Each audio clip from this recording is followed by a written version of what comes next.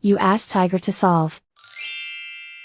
This deals with linear equations with one unknown. The final result is x equals 3.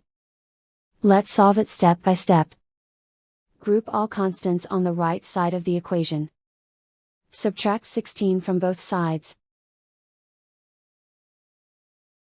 Group like terms. Simplify the arithmetic.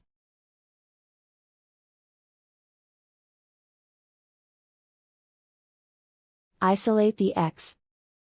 Multiply both sides by inverse fraction 3 over -1. Group like terms. Multiply the coefficients. Simplify the arithmetic.